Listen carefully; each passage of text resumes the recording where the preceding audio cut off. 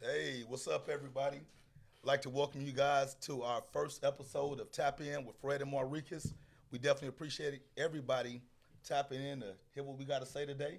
Um, to my left, I have the lovely Miss Tori, who's going to be one of our co hosts. And of course, the man that everybody knows that really needs no introduction, but I'm going to introduce him anyway. Coach Mauricus Goodlow, You know AKA me. I don't need no Coach Mo. introduction. So, what we're going to do, man, for the next couple of minutes, we're going to give everybody an opportunity to share the link to your personal pages so that your friends can tap in with us. We're going to also share the link to our personal friends so they can tap in as well. So if you guys don't mind, give us a couple of minutes so we can get as many people on this live as possible. We got a lot of good information we want to put out there and we want to share. So, what's that? I'm listening to you, man. I got you, dog. I got you. Oh, okay. All right. So look, but I got a question. While we waiting for everybody to tap in with us, right? Mauricus. All right. Mauricus. I'm gonna keep saying that name, Mauricus, because everybody has a hard time understanding and pronouncing your name, right? So when I first met you and you told me your name, well, I seen it spelled, so I was like, man, is this dude named Marcus, Marcius, whatever, right? So when you told me your name was Mauricus, man, I had never heard that name before. Right. How the hell did you get named Mauricus? Like, what is that a combination of like Mario and Marcus? I What, think man? it's a combination of greatness and what is it? And handsomeness. You know what I mean? Just good looking and greatness, man. It's a combination of that. Oh, One of a okay. kind, man. Look, you'll never find another Mauricus. Now hold on. Now I know it ain't no Mauricus is in Texas. You from Alabama, right? Yeah, from Alabama. All right. So is that like a more like a country type? No, Teresa Goodlow was real creative, man, when she put our names together. It's Oh another Mauricus man. over there, man. Mauricus Jamil. Y'all gonna know him real soon too. Oh, so Jameer's a junior. No, he just Mauricus his first name. We got two separate middle names. We So got why two you different call him Jameer then? cause his middle name Jamil. He didn't want to go by Mauricus. No, he didn't want to do that. Okay, I figured. All right. But I'm finna do something real quick. Like I said, while we waiting on people to tap in, I'm finna do a little bit of Google research and see if there's anybody else named Mauricus. Yeah, I don't believe it. you'll find one or two. You'll find one or two, but like I said, it's only one, It's only and one. that's me. All right, man. Let's But see. I got a question, man. What's that? How the hell you come up with the name Fred? Well, man, I come from a long line of dudes named Fred, man. Right. You know, so it's kind of I guess, a tradition in our family. So I'm named after my grandfather. Cool. My father's named after his grandfather, but we all happen to be named Fred. But just like you and Jameer, we all have different middle names. Oh, okay. You know, so that's kind of how that works, man. Well, that's cool, All man. right. How many people we got tuned in so far, man? 23. Okay. 23 and All counting. right. Y'all share. Yeah, y'all keep sharing, man. Share Was the we able to get page. those dropped into those pages, little baby? For y'all that don't know, we got little baby in the studio with us, man. You know, yeah. AKA Chance the Rapper Jr. We gonna keep going, man. Look, we're gonna try to push this up, man, to what, 100, at least 100. Yeah, 110. Maurice, you already done dropped yours into your. I did. Okay. I did. I Yep. did it. I did as well. Okay. All right. Let's see. Y'all help us out, man. Let's push these numbers up a little bit, man, so we can really get off into this great show that we Let's have. go ahead. Tune in, man. Y'all ain't doing nothing else. Come on. Tune in. Hey, look, Let's we do know it. some folks out there that's watching us. All right. You know, you ain't got to be bashful. We just going to tap in with us. Miss Tori, tell us Yes. about yourself. Oh, okay. What would you guys like to know? My name is Tori. I am mom of four.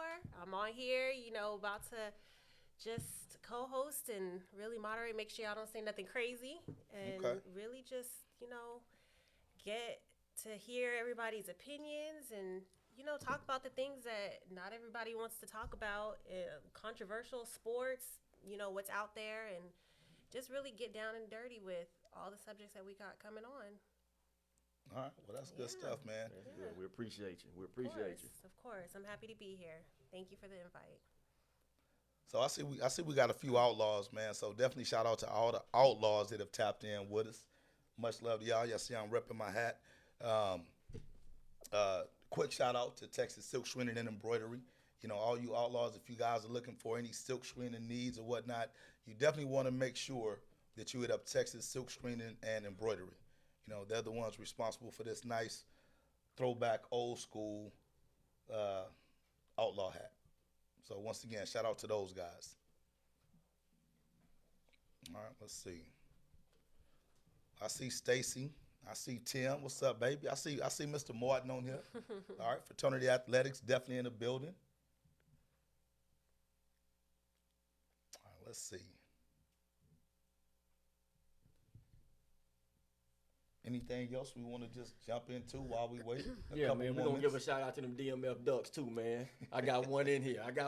Coach Rob in there. Hey, we're gonna give a shout out to DMF and the Fraternity Athletics. That's right. Hey, for those of you that don't know, you know, by now, man, Maurice and I are, you know, real good friends.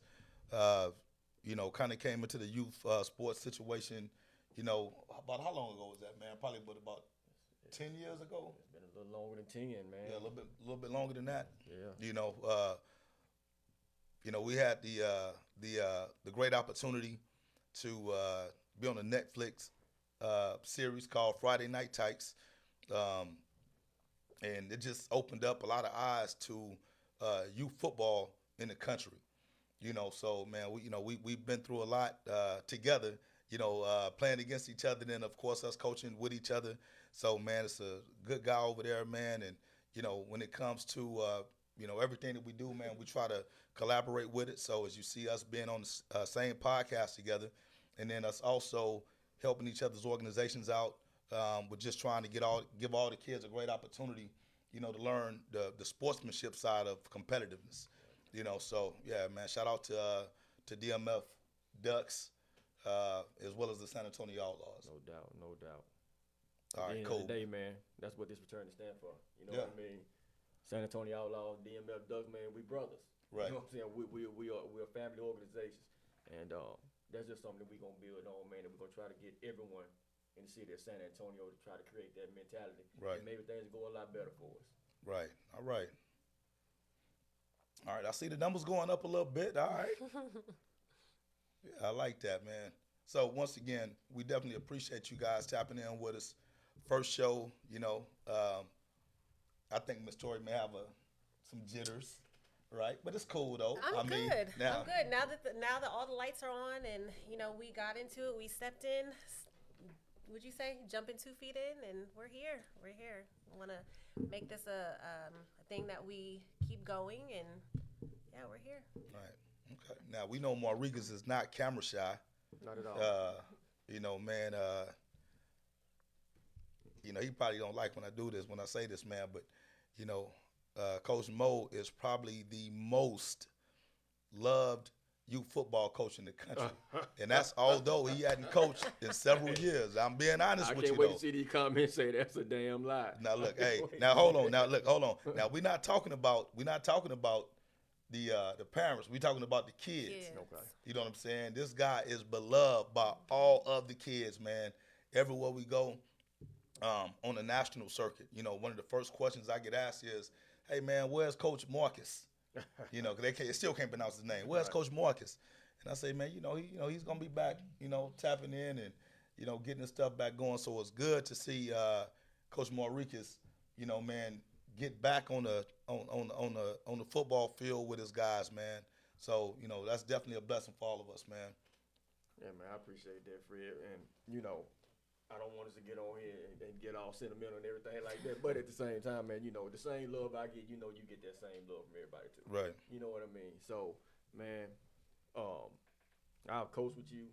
You've been part of the organization, man. I still, you know, although I done changed, man, I'm still outlaw. You know what I mean? Once you there, you know what I mean? They never leave you. Right. But, no, man, I appreciate that. I'm glad to be back. Right. Glad to be back doing it, man. And we're gonna see what happened this year in 2023. Okay. Hey, little baby, if you don't mind, hey man, one of the viewers asked, Mr. Sheffield asked if we can make it public. I don't know if that's possible. Oh. So, Mr. Sheffield, we are trying to adhere to your request to make it public, so we appreciate it. Thank you for pointing In the that meantime, out. I would like to give a special shout out to my old school homeboy, Napoleon Brown, man. I definitely appreciate you tapping in with us, brother. Ain't seen you in a long time, but it's always that love, man. So I appreciate you supporting the show. Yes, thank you. Y'all ready to jump into man, it? let's go ahead and get this thing All going, right. man. Okay. So we're going to start it off. You know, today marks the 3rd-year anniversary of Kobe Bryant and the horrific passing of him and his daughter and 7 others. So just really wanted to take the time out to, you know, just send tribute, shout out to families of those who lost. Still, it's like it happened yesterday. So just Right. wanted to take just a second to shout it out. I mean, is there anything that you guys can say about, you know, what Kobe meant to y'all, or, you know, just at that time, what were you guys doing, or just kind of look back at where you guys were, or what really stood out when it came to Kobe Bryant with you guys? And I feel like Kobe is like embodies what every athlete should potentially want to be. You know what I mean? Right. Kobe, I mean, you know, I didn't become a Laker fan, man, until Kobe started to arrive. You know what I'm saying? Because I watched this dude, man, give everything he got. Man, he was the closest thing to Michael Jordan. Still, Like, Right. you know, it's like it happened. Michael Jordan is the GOAT, man. He's the greatest of all time. But honestly, man, if you really, and I know a lot of people disagree with this, Kobe was better than Mike, man, in my opinion. Kobe was better than Mike, man, and I'm going to tell you why. Man, I'm pretty sure Kobe work ethic was a lot more intense than Mike. I feel like Kobe was more athletic than Mike, if you ask me. You know what I mean? I think it was. So, man, just what he did, man, the body of work that he had over the years, man, just what you hear everyone say about him, the way he pushed them, you know Right. what I mean, to become great. And, you know, that's just, man, he just embodies everything that you want in an athlete. Right. I mean, you know, when I think of competitive nature, you know, Kobe definitely second to none. You know, honestly, you know, with me being as big of a Michael Jordan fan as you possibly can get, you know, watching his game and his approach to the game, like I said, it was very inspirational. You know, of course, when he passed away, it was very unfortunate. Honestly, I didn't believe it. You know, we live in a society nowadays where people are quick to post anything for attention or, you know, views or whatnot. So I don't recall exactly what I was doing, but, you know, it just started hitting social media. Man, Kobe died in a helicopter crash or whatnot. So immediately, you know, you start going to the internet trying to see if you can verify that or whatever. And I think I seen a TMZ post or whatnot. And I said, well, damn, if it hit TMZ, it's probably true. You know, because them jokers got reporters everywhere or whatnot. And it was just tragic, you know, because you're talking about someone who had the potential, you know, after his basketball career to influence so many young lives. You know, even being in the youth football arena, you know, we went to nationals one year, and I don't know if Maurice will remember this or not, but the Mamba Academy was at nationals, right? And the platform that they were presenting to young kids, you know, to be able to, you know, go out and seek scholarship opportunities, to go out and seek, you know, different training regimens or whatnot. You know, you could tell that Kobe was ready to really embrace, you know, helping out the young athlete, you know, to ascend to the level that he was at, you know. So, you know, definitely a huge shout out, man, to Kobe and his family, you know, all of his fans, you know, all of his followers. You know, like Coach Mo said, definitely the closest thing, you know, to Michael Jordan that I've ever witnessed. And yeah, just huge shout out to him, man. Yeah, most definitely. Well, thank you guys for that. Okay, well, I guess we'll just jump right into it. Our first topic is the NFL playoffs. We've all seen that game. So, Dallas and 49ers, we know who won. What were y'all's thoughts? How I know y'all are not Dallas fans, so give us y'all's thoughts, because you know Dallas fans are about to ride y'all for everything you gonna say. Well, if y'all don't know, y'all will know now. You know, I am a diehard 49ers fan, and that was the first team that I've ever fell in love with, you know, as a kid or whatnot. If you look at some of the outlaw stuff, you'll realize that, you know, our logo is, you know, basically shaped and patterned right after the 49ers logo. You know, we do a lot of stuff similar to them as far as uniforms or whatnot. Um, big fan, all right? I think the only thing I enjoy more than watching the 49ers win is a Cowboys losing. You can call me a Cowboy hater all you want to, because I did not like the Cowboys, and it feels extra special when we whoop that ass. So, you know, of course, this past weekend was everything that I hoped for, right? We had a watch party at Vibe. You know, the sports bar happened to own or whatnot, and man, we had a lot of Cowboy fans in the house. My business partner Jerry Gardner was there. He had his boy Reggie off in there. We had a little baby off in there. You know what I'm saying? It was a good feeling. But then I also had my diehard 49ers fans. You know, so I'm gonna give a shout out to Megan. All right, I'm gonna give a shout out to Coach Cliff. You know, Dominique. We was off in there doing our thing or whatnot. So it was a great experience for me. You know, in all honesty, and I'll let Maurice jump in on this, but going into the game, if I'm honest, I wasn't 100% sure that the 49ers would win. You know, once I get off my fandom with them, when we strictly talk about football, you know, that was a game that the Cowboys could have easily won. Yeah. Well, here's my thing, man, on that. So you're exactly right. Look, the Cowboys, the 49ers, man, like, okay, the final four teams that were in the NFC were Cowboys, 49ers, Eagles, and the Eagles played, who did they beat last week? Eagles beat the Giants. They beat the Giants. Okay. Well, with the exception of the Giants, those three teams, Cowboys, Eagles, 49ers, man, in my opinion, are the same three teams. Right. Man, they all three are strong defensively. Mm-hmm. All three have, you know, decent offenses. Two of those three had, you know, question marks at quarterback. And the truth be told, man, they kind of still have a question mark on Jalen Hurts, which I think is unfair. You know what I mean? But let me tell you the difference in them three teams, man. You can look. Dallas Cowboys. I mean, okay, let me say 49ers first. Shanahan is on the sideline coaching freely. Right. You see him, man. You see him. You don't see a lot of stress in that man's face, man. Right. He's coaching freely. You look at Sirianni at Philly. You look at, man, he's coaching freely. I see him having a good time, man, jumping up. You know what I mean? Having a great time. Man, you look at McCarthy and Kellen Moore, man, them guys look miserable, man. You know what I mean? Because they not coaching freely. And, man, you know, this kind of funny, but, you know, it go back, man, almost like them 2 years I coached under you, man. You know what I'm saying?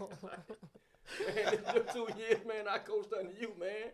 I was miserable on the sideline, you know what I'm saying? Because, you know, it just feel like, you know what I'm saying, so many things you want to do, but you just can't turn yourself loose on doing that because, you know, and that's why I feel like, you know, all seriousness, man, you know, Right. You know, with Jerry, man, he's running everything. You see what I'm saying? So he's not allowing McCarthy or Kellen Moore to do their job. You see what I'm saying? And people can blame the coaches. They can blame Dak. You do what I mean? You can't blame nobody but Jerry. Now, you can blame Jerry for paying Dak that much money. You can blame Jerry for sticking with Dak because we know Dak is just not that guy. Right. You know, but I cannot say Kellen Moore is garbage or McCarthy is garbage because I don't believe them dudes coaching. You see what I'm saying? Well, I'm gonna say this, man. After the game, right? The amount of hate that Dak received was crazy, man. Once again, I'm not a Dallas Cowboys fan. I'm not a Dak Prescott fan. I'm not a Jerry Jones fan. Mike McCarthy, Kellen. I'm not a fan of any of those guys, right? But I am objective. You know, we knew that Dak wasn't that guy. Dak is a fourth-round draft pick, right? Who's been treated like a first-round draft pick. Right. You know, Dak's been in the league 7 years. You know, so as much praise and accolades they've given Dak, I think they said Dak has won 2 playoff games. So I'm not. Two was one. I think it's one. Well, they if I'm said not they mistaken. said him and Brock Purdy have the same amount of playoff victories, and Brock done won 2. So I believe Dak Prescott has won 2 playoff games in 7 years. Okay. So for the Cowboys fans, my question is, why are you guys outraged? Why are y'all outraged, man? The guy only won 2 playoff games in 7 years. You know, so He missed half the season, Fred, and led the league in interceptions. right. what I'm You know, saying? he's just not that guy, man. I mean, and there's nothing wrong with that. You know, the issue with Cowboy fans is every year, man, y'all going to the season saying that y'all gonna win a damn Super Bowl. All right, and y'all got to be realistic. You know, so when we get down to the gist of the matter with the game, all right. Once again, like I said, I won't bite my tongue. I believe that the Cowboys had a legitimate shot of winning the game because of their defense. Right. When you got guys who can get after the quarterback the way that Michael Parsons does, and Lawrence, you know, and a decent linebacking crew, it's going to be tough, man. And they presented a lot of problems for the 49ers. You know, the first half it was difficult for them to run the ball or whatnot, but you know they stuck with their game. All right, of course, I don't understand why the kicker wasn't fired or cut or whatever before they went into the game. You missed, Man. 4 extra points? Man, you just don't deserve to be there. All right, but anyway, psychologically, you know, I think that played a big part in the Cowboys' game plan when they got down into the red zone, when they got closer, because the 49ers knew they weren't going to kick the ball, right? Right.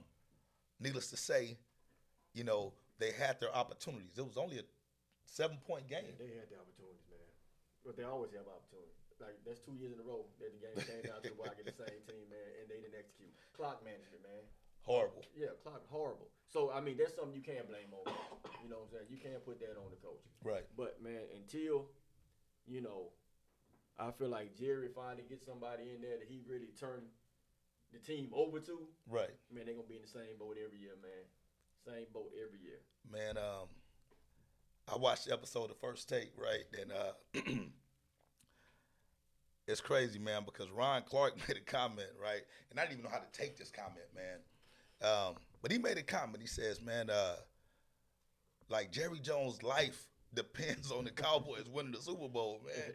And I'm like, you know, the more I start to look at Jerry and him talking, you know, you don't wish death upon anyone, first and foremost. But, you know, on a lighter note, you know, the more I watch Jerry Jones talk, man, I'm starting to realize, man, this guy's coming toward the end, man.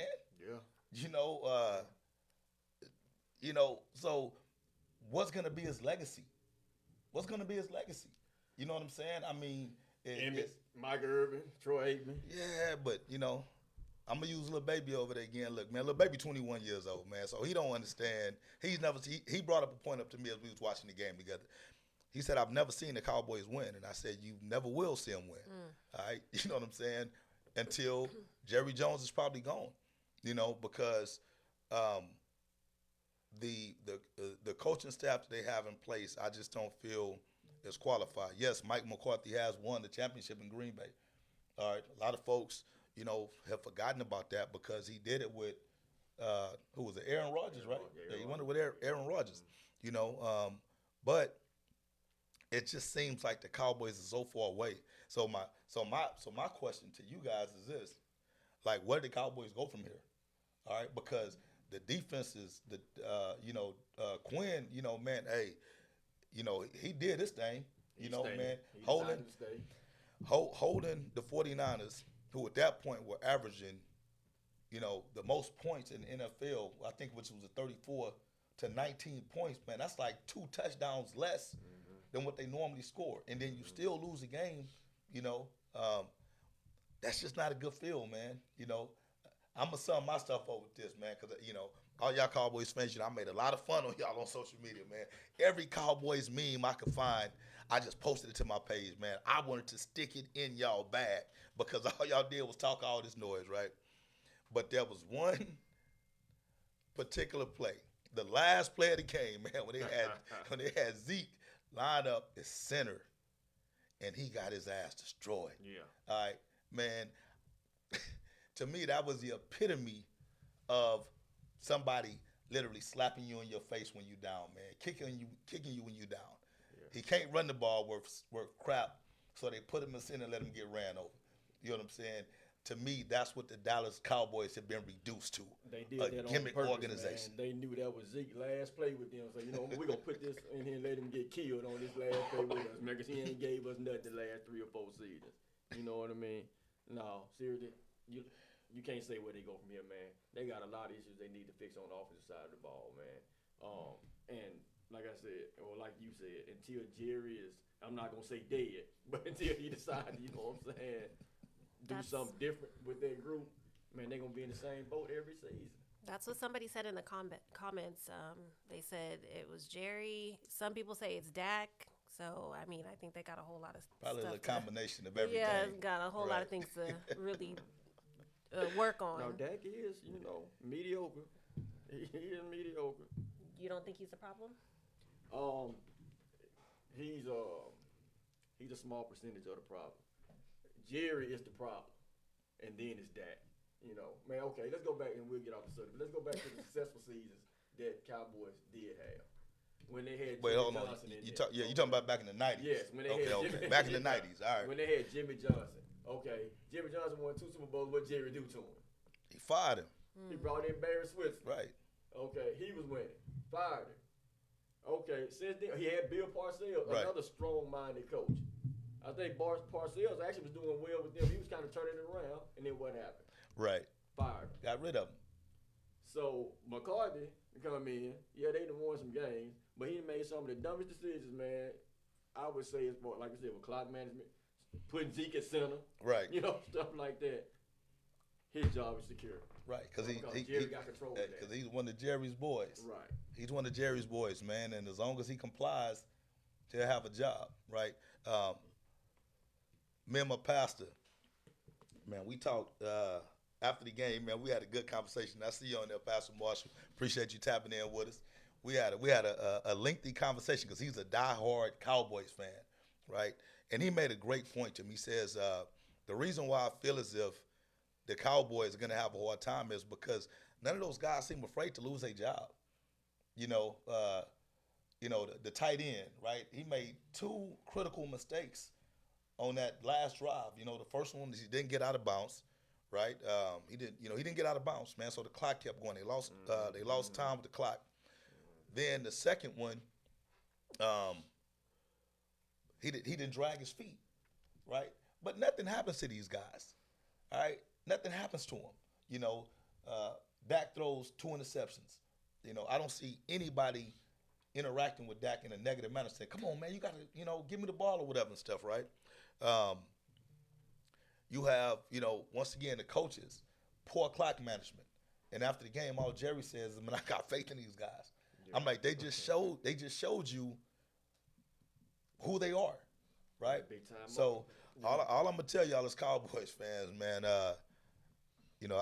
I'm not finna say that the 49ers are going to win the Super Bowl, right? I love them to death. They got a long road ahead of them, and we're going to get off into that as our next topic or whatnot.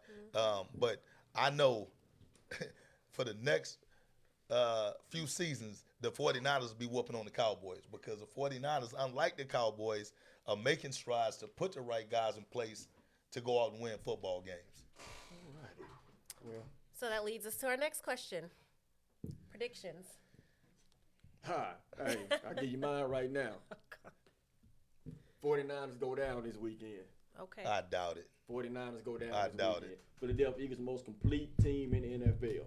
49ers defense is strong. Yes, they got offensive weapons. 49ers are playing with a quarterback who was the last pick in the draft, which in my case, in my opinion, really don't matter much because he did well in college. If you look at his stats in college, man, he was a decent quarterback. Mm-hmm. But he's never been in this type of situation before. And you can say Jalen Hurts haven't either, but Jalen Hurts played in national championship games. You see what I mean? So he's had the lights on him like that before. Man, offensively, Philadelphia is more complete than San Francisco. They're more complete than San Francisco. They have a better quarterback right now at this time. They have better receivers, if you ask me. They kind of built the same, but I give the edge to Philly. I think Philly will beat San Francisco 21-17. Okay.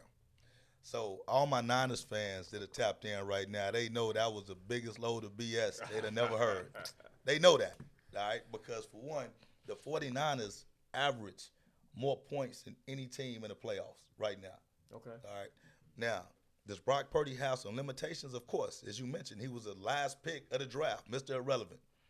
But he has weapons around him that believe in him. All right. The one of the things that I've noticed when he played the Cowboys was they didn't ask him to go out there and win the game by himself.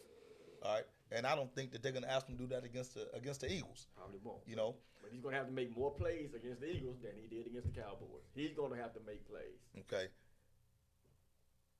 The Cowboys' defense is as stiff as any defense that was in the playoffs. They still the Cowboys, though.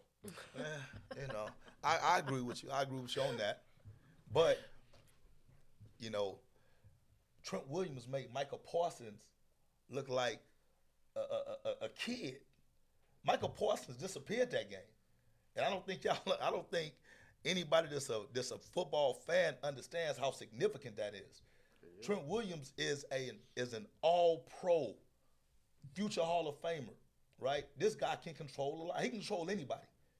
So when you got a guy like Trent Williams at left tackle, who's going to give you that blindside protection, all Purdy needs is just a handful of seconds to get the ball to Debo, Ayuk, Kittles, Debo's McCaffrey. going to play against a lot tougher secondary than he did against Debo is a man.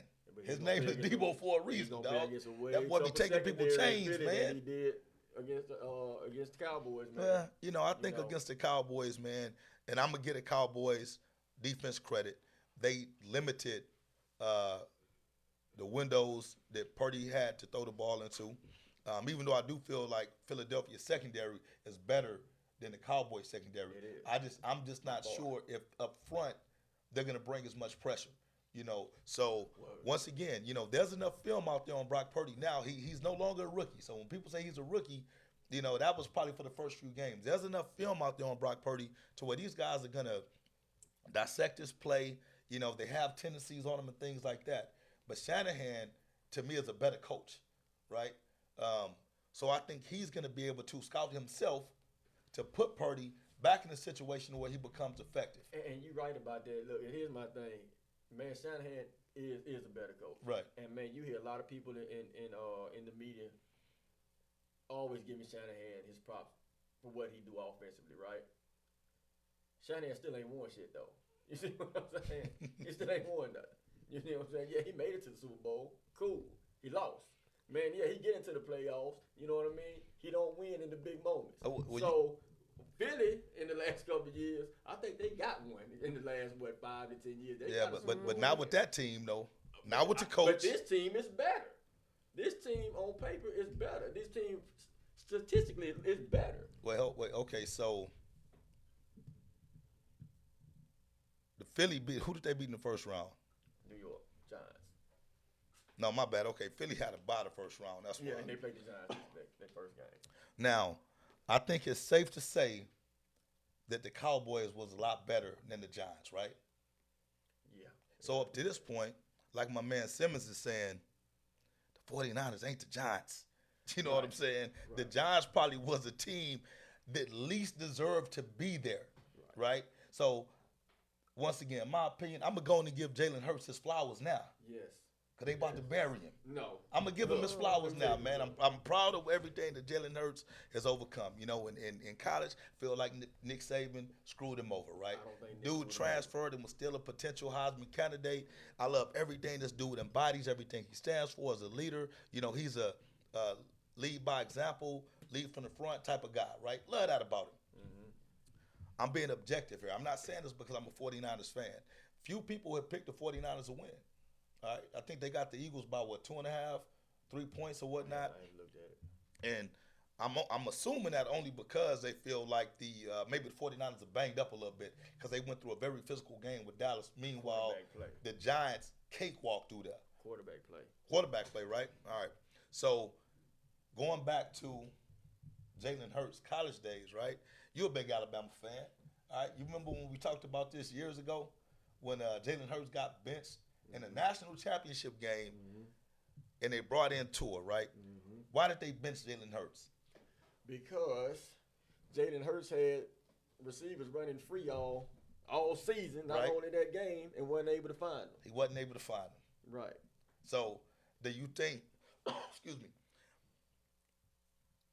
when you raise the level of play, you got the 49ers, who, once again, in my opinion, has the stingiest defense in the league. They're physical, right? These guys take a lot of chance, a lot of risk.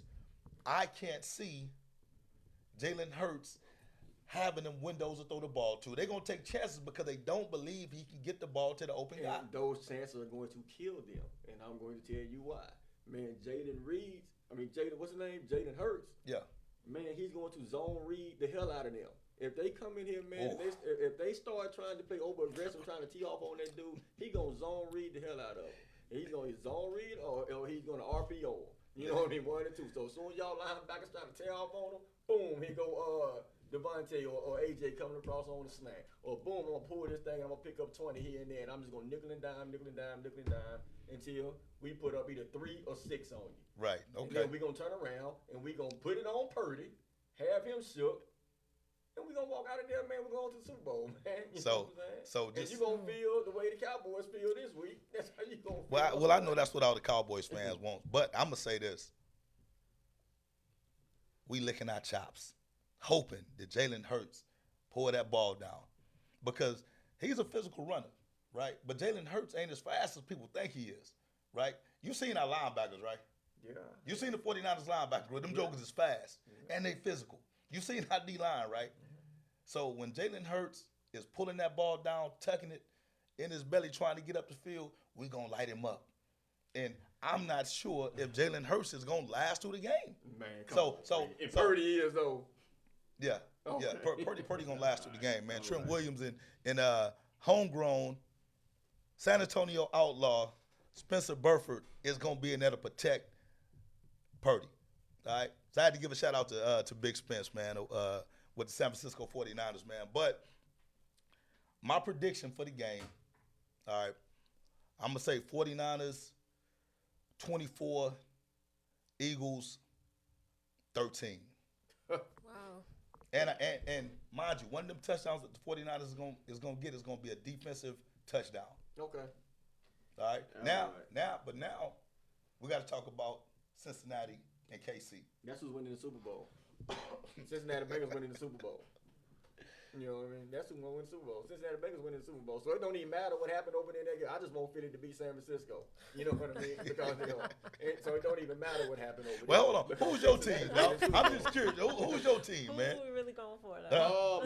Who's your team? He ain't got no team. When the Who's man my say team? Hold on, let me that tell lets you know he ain't got I'm no gonna score, tell you. man.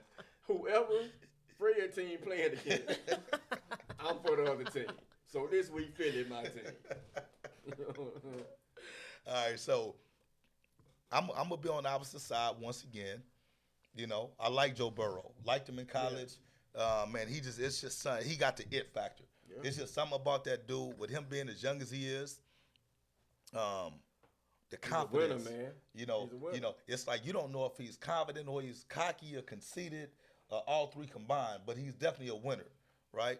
But the buck stops for him this week. Oh my goodness! It's Come gonna on, stop Fred. for him, Fred, man. I know you know football. Come on, man. Don't get into it. Don't do that. It's Don't gonna do stop that. for him, man. They beat KC 3 times. And they're gonna beat them 4 times. Here we go. 4 times. Who's a better quarterback, Patrick Mahomes or Burrow? Patrick Mahomes is a better quarterback at 100% than Burrow. Patrick Mahomes is hurt. He got a high ankle sprain. So Patrick Mahomes said he fine. Well, of course he's gonna say He said he fine. Of course he's going to say that. So he's gonna go out there and play at probably 60%, and Burrow's gonna tear him a new one, man. Look, bro, Cincinnati Bengals, man. Look, and I didn't get turned on to the Bengals until it's crazy, man. My 6-year-old son, man. You know what I'm saying? My little boy Pop, man, Dakota, he loved the Bengals. Right. You know, and he tells me a lot. You know what I'm saying? But so I started watching him, and I watched him. You know what I mean? A couple of games at the end of the season, watch the playoff game. Man, them dudes complete. Man, they are complete on both sides of the ball. Kansas City is one of the strongest offensive teams it is in the NFL. One of the strongest, man. They got Andy Reid, Eric Bieniemy, both great offensive minds. Right. I wouldn't say Kansas City has a top 15 defense in the NFL, man. It don't seem And like Burrow's going to kill them. It don't seem like it, but their offense keeps the defense off the field a lot of the times. You know, Patrick Mahomes, I remember, man, I was in Vegas last year when Kansas City, I think they played the Bengals in the conference finals last year, right? Yes. No. Alright. No. Yes. Yes, they did. Right. Okay. Man, I remember watching Patrick Mahomes just like run for his life. He made a lot of dumb decisions. He was holding on to the ball too long, spinning around, running 30 yards backwards That's or definitely one of the whatnot. worst games, yeah. You know, but I watched him this year, and it seemed like he learned from that. Him not having Tyreek Hill, in my opinion, has helped him elevate his game because he doesn't rely on that little bailout, guy streaking across the field who's not really running deep or whatnot. Now he really has to quarterback. I heard someone say, man, Burrow is a better quarterback. Mahomes is a better athlete. I disagree with that, right? Yeah, that makes Because it makes absolutely no sense to me. I feel like Mahomes is a better quarterback. He's a better athlete, and he's been there, right? Although, like you said, like I was saying previously, although Cincinnati definitely has had the number, I think that's all the bulletin board material that these guys need. I feel like, once again, Andy Reid is a better coach. I feel like they're gonna be better prepared, and I just feel like, man, this is gonna be the Chiefs' year to finally get past. Well, not gonna say get past because some of the games that they lost to them in, they weren't season-ending games, right? Only one. But this year, I just don't think the Bengals will have enough to stop them. Well, I'm gonna tell you why, Fred. Listen, the Bengals last year, O-line was horrible, man. And you got to think about, I think last year in that game where Joe Burrow beat Kansas City, I think he was sacked maybe 8 to 9 times. Or either that or the week before. But I know he was taking a lot of sacks. Man, the Cincinnati O-line is keeping them guys off of Joe Burrow now. Right. Man. They're giving them time. They went and beat up that line in the offseason. Man, Jamar Chase is one of the, man, in my opinion, probably his third or fourth best receiver in the league. They got a really strong running game. Joe Burrow is right now, man. To me, he's number 2. Yeah. He's number 2 quarterback in the league to me, right behind Patty. But on Sunday, he's going to be the number 1 because Patty's not 100%. So what's your prediction as far as the score? We know we got you with. And I'm gonna be honest with you. I think Cincinnati will beat them 30, 31, 14. I mean, I think it's gonna be bad. I think this was gonna be bad. I think it's gonna be a big. Hold on, the Chiefs only scoring 14 14 touchdowns. Only 2 touchdowns. Man, Two touchdowns. With a hurt Patrick Mahomes, with no Tyreek Hill. Like I said, man, they're gonna put them on Kelsey. So, man, 31-14. Man. Okay, all right. Well, I'm gonna go. I think it's gonna be a high-scoring game. I don't think you'll see much defense in this game, and I think both offenses will score at will. And I think the reason why KC wins is because they're gonna end up with the ball last. Remember the last year when KC drove the ball down with like 13 seconds, got a field goal to win the game? I think it's gonna be the same type of scenario this year. And I see KC winning by 3. And I'm going to go ahead and say 41-38. All right? Wow. Yeah, high-scoring Kansas game. City's not going to score 38 points. Now, you might be on to something with the 41. Cincinnati might score 41. Kansas City is not going to score the 20s. Yeah, they going to get that, dog. Okay. Now, this is something I want to talk about just real quick, man. I'm pretty sure everybody's familiar with what happened with, Damar Hamlin. Very unfortunate. The man almost lost his life on the football field. And, to a lot of us, man, football is near and dear to our heart. I wasn't actually watching the game, but of course, through social media, the news just started filling my timeline. So hurry up, I got home and I cut on the TV and everybody's talking about this, right? And it's like, man, I think that was probably the first time in my life that I've ever watched a football game thinking, man, this guy's not gonna make it. Yeah. Maurice and I coach little kids, man. So, I think every parent that has a kid that plays this sport, man, was touched during that moment, right? So I don't think you'll get anyone to disagree with that was probably one of the most horrible, horrific scenes we've ever seen in sports. The guy just kind of laid out there, not knowing if he's going to make it or not. Maurice and I, we had, pre-show conversation, about something that most people don't want to talk about, right? And we're going to talk about that tonight, man. And that is how the NFL handled that situation, right? Because, if you're close to the sport, you know that, man, once these guys are of no more use to these teams, they're kind of put out the pasture, right? We see guys with mental health issues,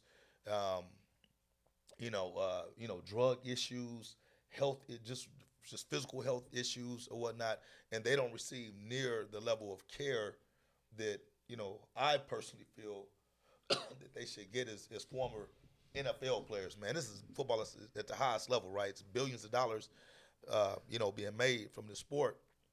So, just kind of bring you guys into what we were discussing. It was like, we had read somewhere that they said, hey, man, the Bills were going to go ahead and honor this man's contract despite, his injury. Yeah. Man, I took great offense to that. You know what I'm saying? Why would there even be a debate to honor this guy's contract? He almost died, representing your organization. Right. You know what I'm saying? So I'm asking Ms. Tori because you have kids that play football. Mm-hmm. How did you feel about that situation? I mean, as a mother, you never want to see. Every time I have two sons, they play football, and every time they go out and play, my first instinct is just to make sure, that they're good. They're fully covered. Equipment works, everything, of course. My husband, he does take care of that. But at the same time, anytime a kid goes down and the refs call timeout because someone's hurt, your first instinct is, oh God, I hope it's not my child. Right. And then, oh God, what's going on? What happened? So I can only imagine what his family felt, and it's just, it was a scary moment. It was a scary moment as a mom. I can't imagine what she was feeling at that time, going through the whole ordeal. So, yeah, it was horrible. Yeah, and I can imagine, how mothers would feel. Because, as a father, man, you feel the same way. You Right. know? Yeah. But, man, my whole point is the NFL. Look, if that game, and I really feel this way, man, if that game wasn't nationally televised that night, man, it's a pretty good chance DeMar Hamlin wouldn't be here today. Mm. I think that he received all of that attention and that quick response to that medical help because it was nationally televised. If it wasn't, they would have said, hey, man, get him on the court, get him out of here. Let's finish the game. And let's get the game going. This game means too much. It's the Bengals, it's the Bills. So the NFL, thank God that it was nationally televised. They're telling you to stay on the mic. Oh, okay. So thank God it was. So that way, they were able to save this man. But man, it just don't seem like they really cared. Like a lot of things that was being said by a lot of the players. Yeah, man, it may have been heartfelt. And they may have cared about Right. it. But as far as the league, man, everything they do is business. And it go back to Absolutely. what you just said a few minutes ago about how these guys are not getting the care that they need once they, are no longer value to them. You know what I'm saying? So, the whole Bills going to honor his contract, like you said, man, that's something that didn't even need to be announced. Right. But you know why that was announced? Because they feel like that makes them look good. You know Right. what we're going to do? We're going to pay this man the money that we owe him anyway. Right. Even though he's not playing for us, but the reason why he's not playing for us, he damn near lost his life. Right. So what we're gonna do, we're gonna pay him anyway, and that looks good on us. See, no, man, that just proves everybody's point of how y'all feel about it. Right. How y'all handle the situations. So, man, And- it's just fortunate, man, that man's still here. It's a blessing that he's here. Right. I want to make one thing, just definitely clear. DeMar Hamlin will never play football again. Right. Right. So his career ended that night on that football field. No medical expert is going to clear him to play the game again. So he's gonna have to find another way to, provide for his family. Take care of whatever, obligations and priorities that he has. You know, so man, parents, fans, I know a lot of the times, man, and this is kind of, be more of a sentimental moment. You know, we all want our teams to win, right? But not at the expense of somebody losing their life or their livelihood. Right. So it helped me to take the game back into perspective. It really did, man. With me having my youngest son, at 9 years of age, go out there and play football, and I know I've yelled at him, man, get your ass up, man, get out. And it's like, man, that's kind of tough. So if anything, let's let that situation be a teachable moment for all of not just the NFL coaches, but college coaches, high school coaches, middle school coaches, youth coaches, man, that these kids, they actually mean something, to somebody. They may not mean much to people that they don't belong to, but once again, I don't think any amount of money would have been enough to take away the loss of Life. life, for a parent while playing a football game. I don't think anybody expects to lose their child during a football game. Right. You know what I'm saying? So, But now you see that it's possible. yeah, It's yeah. possible. Now that you said it is possible, man, and I think Foxworthy, man, he's a analyst or whatever and stuff, man. He kind of, they kind of talked a lot of crap about him because he took the opportunity to highlight how some of the other NFL players have been kind of mishandled that have been injured. And I didn't know that they had, players that have died in the locker room. Because they probably weren't, high profile players, and like you said, because it wasn't on national TV or whatnot. But this is a dangerous game, man, that we love.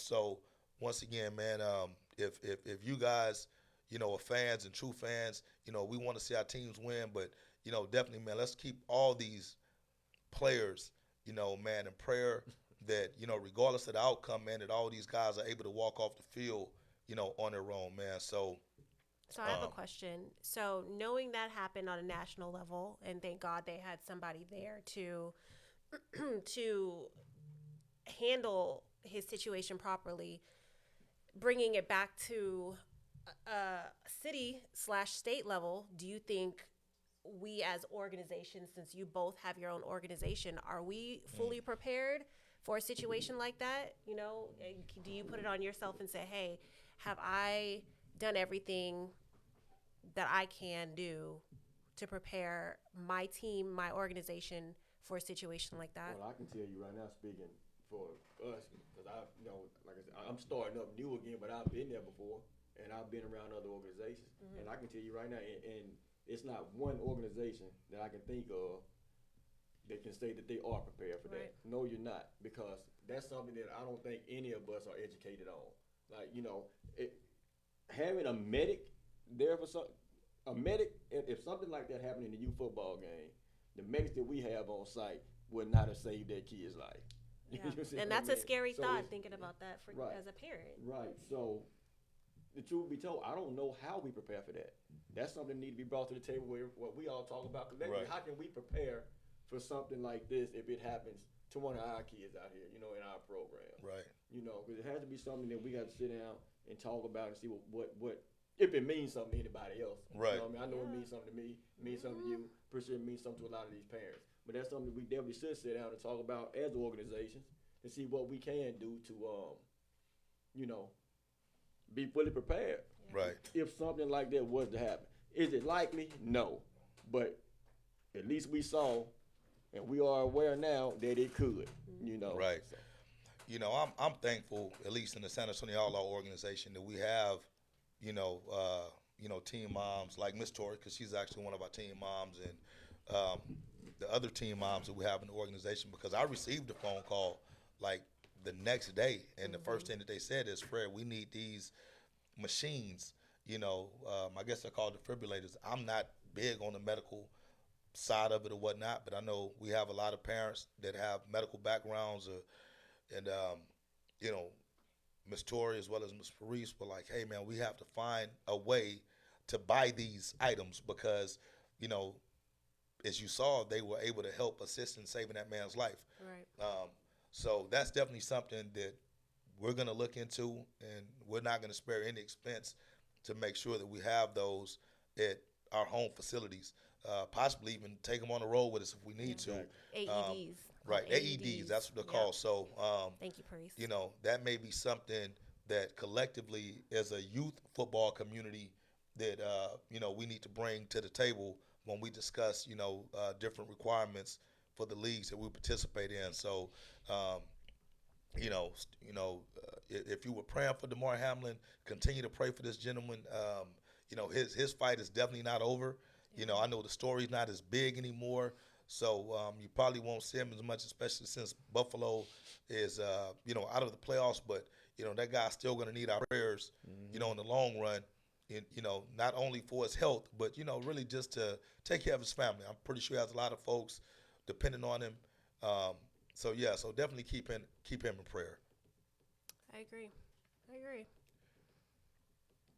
All right, so I guess, man, we can talk about something a little bit lighter now, man. I know. So let's go ahead and, one thing that's really been trending is this whole Ed Reed situation. Yes. We know what happened. And for those who don't, Fred and Maricus, would you guys like to explain? Where are we at with Bethune-Cookman, and Ed Reed and his situation? When you guys are done, I actually have a question tying into another situation that I just heard pop up today. So, yeah, where are we at with the Ed Reed situation? All right, Fred. So, man, this is my opinion of the Ed Reed situation. And it kind of changed, you know what I mean? Because, my initial reaction to it was probably the same as Ed's initial reaction to how he handled everything that he did. It was an emotional, reaction. So I looked at, I thought about, man, Bethune-Cookman, fired this guy because, he got out, he just showed his passion behind, right. how he felt about the conditions that it is here at the school. But then the more and more I think about it, man, the way Ed handled himself, man, after the firing, has shown why they fired him. You see what I mean? Right. So, thing is, man, you're the head coach at this college, okay? You're a head coach. Man, we feel you. The one thing that you did do is that you showed us all that you give a damn. Right. We see that just in the passion behind, the comments and the statements that you made in the video, talking about, the conditions that's there at Bethune-Cookman. But you are a professional, man. You know what I mean? Yep. You are a professional. So you have to, get your point across. Right. But get it across in a more civil, or more calm. Because, look, Ed could have went about it completely different, man. Right. And the reason why I'm saying that, and the problem I have with it is because after the firing, Ed has taken some criticism from other guys. Right. Shannon Sharp, okay? Right. Shannon Sharp went on, he gave his opinion on Ed, right? Ed felt some type of way about that. He screenshot Shannon Sharp's message. Yeah, I saw that. And put it out there. And I think he put that out there thinking it's cool because he didn't accept Shannon Sharp's apology. Right. Okay, Ed, that's how you felt. That was your opinion. So here's the thing. So, Ed, you felt a certain type of way for Shannon having an opinion, and you were upset because he went publicly on TV and stated his opinion that he had about you. So that upset you. So look what you're doing. Now you're coming back at him. Right. Well, Ed, this is what you did. You went publicly and dogged out Bethune-Cookman. Right. And they fired you. So, Ed, pretty much, if I was Shannon right now, man, since he screenshot, my message, I was just sitting right back to Ed right now. So it's cool when they do it. It's a problem when I do it, huh? Right. You know what I'm saying? Right. That's what I would do right now. And now I'm saying, now screenshot that. Because it's pretty much, man, you're upset because I gave my opinion, but you don't think Bethune-Cookman should be upset because you gave your opinion the way you did. Right. It makes no sense. This is a tough one for me. And I'm gonna tell you why, man, because as a player, I love Ed Reed. you know, man, you can't take anything away from this guy. So I would assume that his approach to being a head coach would be the same approach that he took when he played the game, right? You know, relentless, fearless. You know, his passion is at an all-time high. You know, he's gonna put everything in it, right? And I think initially, that's what he did. You know, so when you see this guy on Bethune-Cookman picking up trash and engaging with the student body, you know, he was trying to bring awareness, in my opinion, to a bigger situation. Hey man, look what these students, not just the athletes, but look what these students, the conditions that they're in, you know. And I think he did let his emotions get the best of him because he went off, you know. Truth be told, you know, and I hope, you know, I don't know if we had that kind of reach, but hopefully Ed don't put me on blast, you know what I'm saying, like he did Shannon, you know. But he acted unprofessional. You know, he acted unprofessional, man, when he put him on blast. Then although it was his reality and you know, his truth, you know, there's still a certain way to manage that crisis, you know, and opening that up for the world to see at that moment, I feel was wrong because he never gave Bethune-Cookman an opportunity to remedy the situation before he went outside, you know. And, you know, like I said, nowadays, that's just how people That's operate. just how They'll it have a is, problem yep. with someone and they won't take the problem to the person. You know, they take the problem to other folks, right? Or and to that's social media. Or social media, right? And that's never the way to fix a problem, in my opinion. Um, where does Ed Reed go from here? You know, probably back to where he came. You know what I'm Yeah. saying? Because I don't think that he'll ever get a chance to he ruined to, that. to represent an institution because he's kind of showed them when things don't go his way how he's going to respond. You know, he's going to have that angry black man syndrome. Exactly. You know, typecast over his body of work now. You know, because you know, as I looked at his behavior, right, I'm just kind of like, all right, man, let me see what Ed is talking about, man, because naturally I was on Ed's side. You know, I'm like, man, this dude out here trying to do something, man. Everybody cooked Deion Sanders when he left, and they said we need more guys like Deion, you know, trying to help these HBCUs and stuff. And you get a guy who comes out there and willing to put his own money up. You know, he's bringing in his own team. You know, he's doing stuff that obviously the university didn't feel was important, right? So you got to commend him for that. But then, you know, the meltdown occurs Right. because somebody goes against what he feels to be appropriate. You know, so, you know, man, my mom used to always tell me, man, like, you can tell who the people that support you are. The people who really support you, you know what I'm saying? You know, even when they don't agree with you, you know what I'm saying, they'll still show love to you. Right?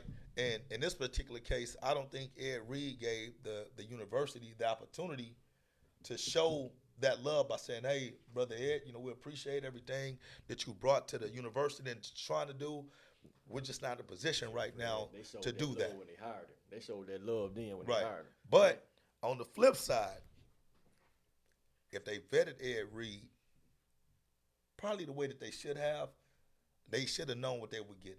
You know what I'm Fred, saying? it's a Florida thing, man. Let me tell you something. It's a Florida thing. Listen, Ed Reed and AB. Think about it. Ed Reed, AB, both from Florida, right? Antonio Brown. Yeah. Okay, they both got strong arguments. They both had they both had a strong fight that they could have put on. But the way they acted,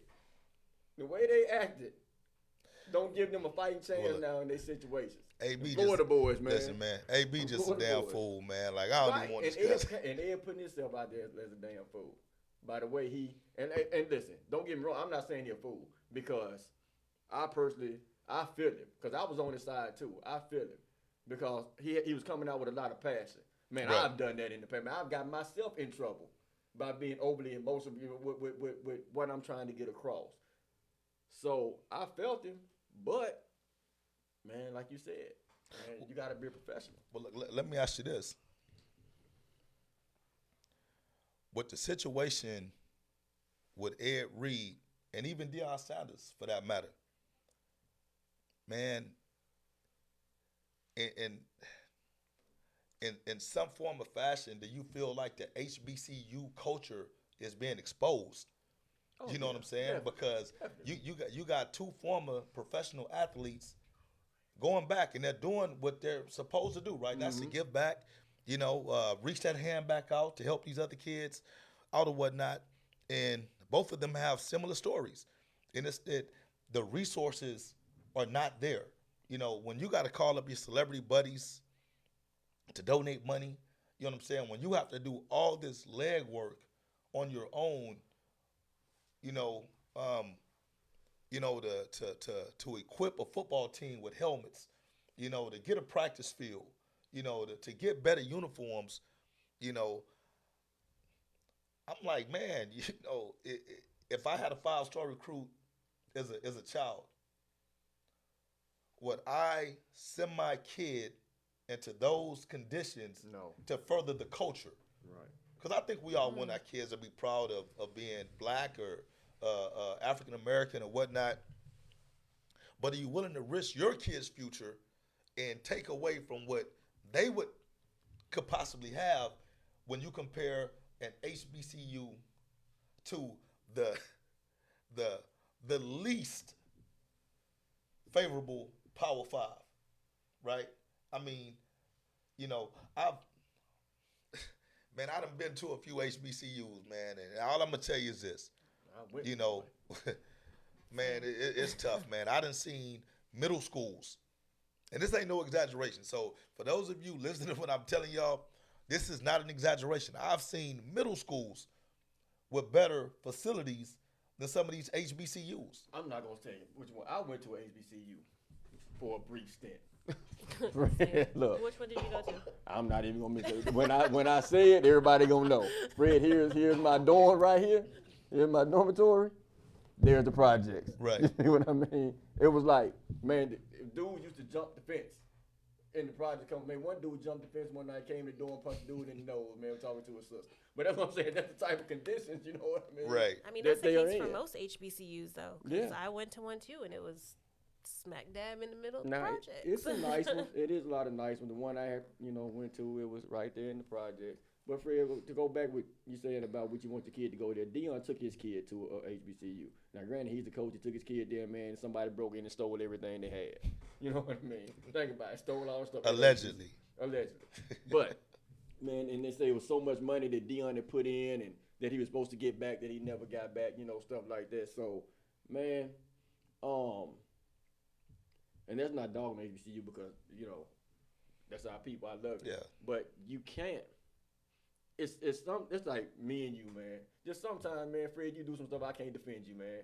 Right. Sometimes I'm gonna do some stuff you just can't defend me on it. And with the stuff Ed Reed's talking about, man, I can't defend Bethune-Cookman. I can't defend him because of the way he handled it. You Right. know what I mean? That's just something that just got to work itself out. And that's kind of where I'm at with that. Kids going to HBCUs. I was like, when that Travis Hunter, when that kid decided to go with Dion last Yeah, year, he was like a 5-star recruit. I thought that was the dumbest decision he could ever made. Right. And the reason why I was like, man, look, this is what you're about to do. You're about to go to Jack State. Yes, you're going with Deion Sanders. You're probably going to ball out down there. Right.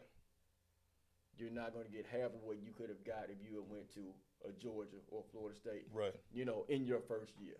In your first year, you're not going to get half. And that's just realistic, man. Right. You know what I mean? That's just realistic. That's just the way it's set up. Now, the one thing that I because at first I was mad at Dion for even getting the kid to come there, man. I ain't going to lie. But now that Dion had to have a plan in place. Right. He had to know all this ahead of time. So he got that kid, took him with him, and got him in I would have to say, man, as bad as it sounds, but got him in a better situation now. Right. Yeah, Colorado won one game last year, you know what I'm Right. saying? But as far as exposure, that kid's still in a better position right now to further himself, Right. Most definitely. moving forward. So Right. Yeah. So and let me clarify something real quick, man. We're not on here bashing HBCUs, Right. man. We all love HBCUs and we love our people. right. That's an understatement. We're just to the point to where we want we still good?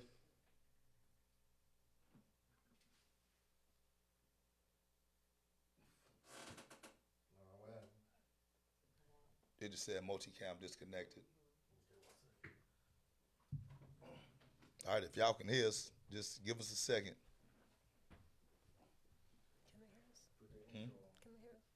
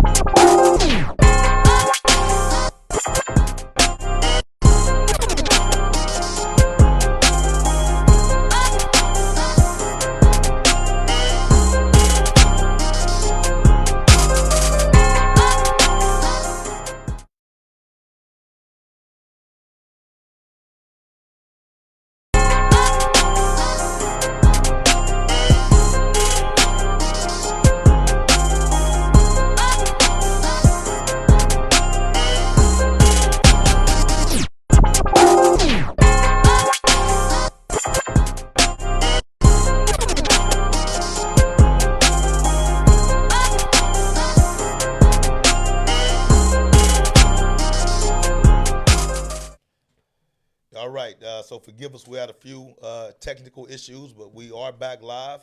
So hopefully we can get everybody to jump back in. We noticed we had a drop in viewership while we were patiently trying to get everything back together. So, man, if you out there, tap back in with us. We got everything going again. Once again, tag a friend. Go to our YouTube page, tap Right. in. We need y'all to go and subscribe. We're trying to hit 50, at least 50 right now, so we can hit our first mark. So just go in there, subscribe. Tell a friend, share, subscribe so you can get those dings that we're going live. Yeah, so look, so just real quick while we're waiting for everybody to tap back in, for the viewers that we do have on, hopefully you guys have already went to our YouTube page and subscribed. We are live on our Tap In Facebook page, as well as our own personal pages. Man, tell a friend to tell a friend to tell a friend. We are really trying to push this. Hopefully you guys are enjoying, the podcast. This is our first time doing it, collectively as a unit. And, like I said, we just feel like we got a lot of great takes and opinions on various topics. So we just want you guys to enjoy that. And if you enjoy it, tell somebody else. This is something we plan on doing weekly to get as many people, to tap in as possible. So I'm enjoying it. I didn't think it would be this fun, sitting up here with these guys or whatnot. But it's actually pretty exciting. So once again, I see we got a few more people to jump back in. We're gonna try to at least get, let's say, back up to 30 folks. All right. We haven't even gotten to the meat of our specialty, which is youth football, and that's pretty much gonna be the next segment that we're gonna go into. Man, we're gonna discuss the state of youth football. So all of you youth parents, you guys definitely gonna want to tune in for this. And if you guys have any topics that you want us to cover at any time, just go on the Facebook page, shout us out, say, hey, I want to see y'all cover this. And, Mauricus and Frey, they're not going to hold back. They'll let you know how they feel. All right, so we got people coming back. All right, we'll give it a few more minutes. All right, so I think we went to a commercial break. All right, so we ended on the Ed Reed situation, HBCU culture.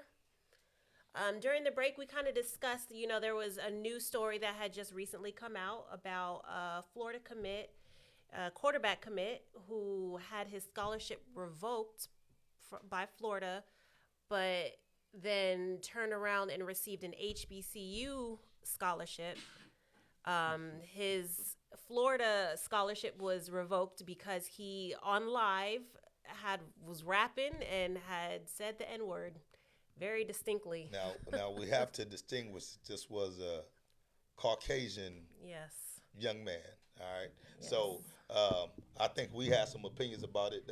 Morgan, you want to share your opinion on that, man? You can go ahead and get on this one first. Really. All right. Well, look, I'm gonna tell y'all, and y'all probably gonna hate me for saying this, and I don't want to come across as being non-sensitive to that word, but I don't care if he said it. I don't care if he said it because it's in the music. These rappers have, in my opinion, invited, other races, other cultures to enjoy the music, right? A lot of us, and I'm speaking as a youth football community, have embraced. I don't embrace it, but nonetheless, a lot of youth football coaches use that word freely, and it's something that our young kids, if you run across any young group of African American men, well, I ain't gonna say men, African American kids, that word is thrown out there so frequently that to me it's it's just it's a part of the vocabulary. So when you have someone, this non-African American, or just say non-black, for lack of better phrases or whatnot, that has embraced the culture, right?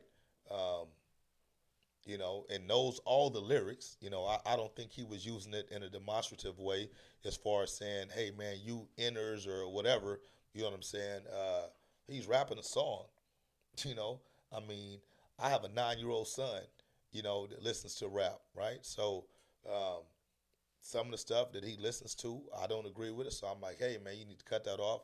But occasionally, when he's repeating these lyrics to the songs, I'm just like, man, like I got to cut this out, because I would be embarrassed if my child said that in front of somebody that wasn't black.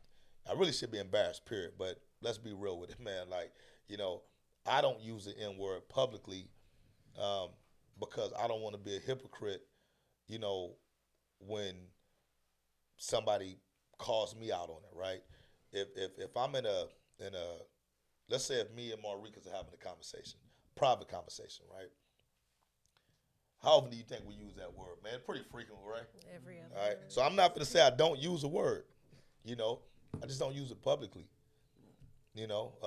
But in this situation, it wasn't just, hey, I'm going to show myself rapping a song. No, it was very distinct. He said, he said it very distinctly. And I understand where you're coming from as far as, oh, I'm just going to rap this song. I'm going to sing it because it's in every song. But why did he feel the need to share that portion of the song on his live? And then getting into the HBCU portion, why did Because we've made it okay to certain people. They feel not. that it's okay to do that, especially the younger kids now, man. That look, and I don't know if you could almost say that this is somewhat of a good thing. People look at it different, but man, these younger generation of kids that's under us now, man, I really don't think that they see color, on a lot of things. I think that they feel like, and not color, or they just don't understand, the meaning behind that word. So they feel like it's okay for them to say it because they, the rappers are saying it.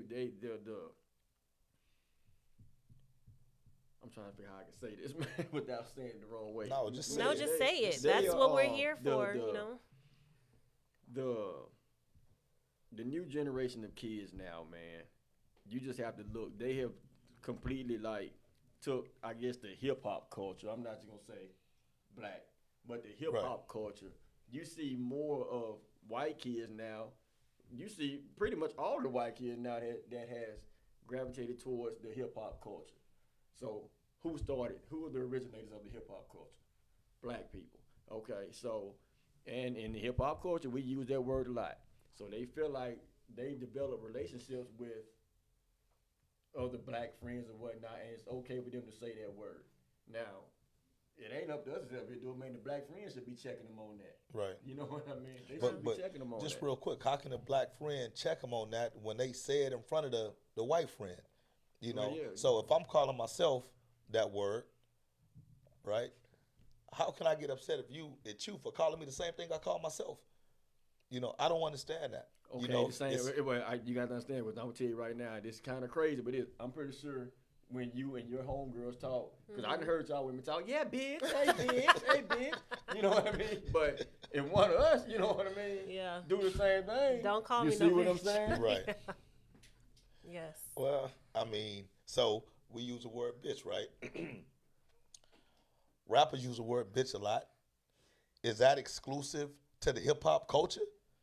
This shouldn't be exclusive to anybody. Right. So that's Nobody that's should my be point. using that type of It word. shouldn't be exclusive to anybody. So the N word has become non-exclusive to blacks because, man, I done walked up on black folks calling white people, man, get out my face. Yes. You like what? Wait, he's Okay. not one. Wait, well, all right, you know what I'm saying? And then you get with the N, I guess the I just said, man, like, and this is funny because this a guy on YouTube when he get roasted for saying it was a white dude. He talking about nigga versus nigger, whatever stuff. I just found that to be funny because it's all the same to me. You know what I'm saying? Now, of course, if somebody that I didn't know, who didn't embrace me as a human being, walked up to me and said, hey, man, move out my way. You know what I'm saying? It's going to be a problem. Yeah. It's going to be a problem on site. You know what I'm saying? Because I tolerate no disrespect like that. right? But if one of my friends, that knows who I am, respects me as a man, well, hey man, what's up? You know what I'm saying? I don't take offense to that. Right. You know what I'm saying? But in the light of this Caucasian athlete, young man or whatnot, you know, I feel like he would get crucified unjustly because he's simply repeating the culture in which he's obviously comfortable in. So, man, you know how many times I done been in my car in my own little vibe, and I pull out my camera while I'm driving, man. I'm just going. I'll never post it. You know what I'm saying? But I be in my vibe. You know what I'm saying? We all do that.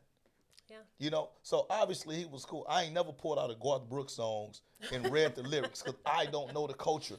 Right. I don't know what any of Yeah. that stuff mean. You know what I'm saying? So I don't think he did it maliciously.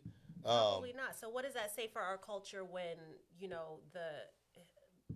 the white college, if you will, says, you know what, all right, black people have been, Black Lives Matter, Black movement, and we're trying to support you basically, and we don't support this And- white man saying the N word, but then you turn around and have a HBCU go and offer him a scholarship right after he does this. Right.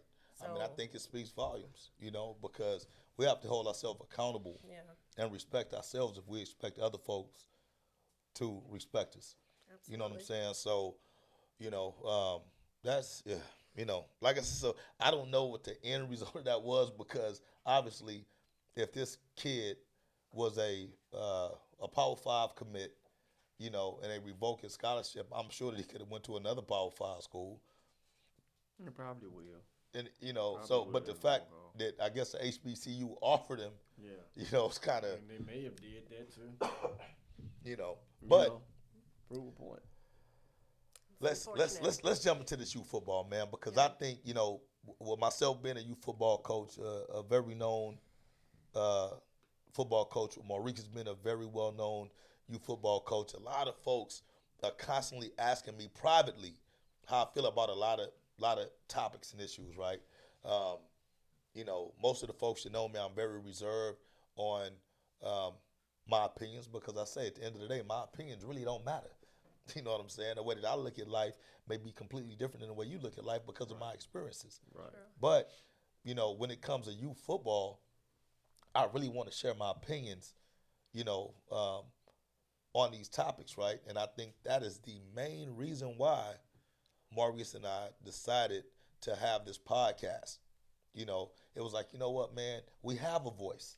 We're not on the national level as far as sports reporting and broadcasting and whatnot when it comes to NFL, college, or any of that stuff.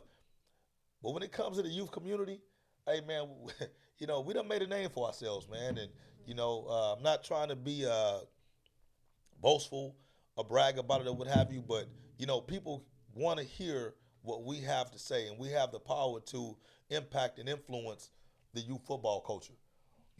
So I'm of the understanding that we have to utilize the platform to speak on things that we feel are right as well as the things that we feel are wrong. So I'm really excited, to let Maurice kind of speak on where he feels, youth football is going right now.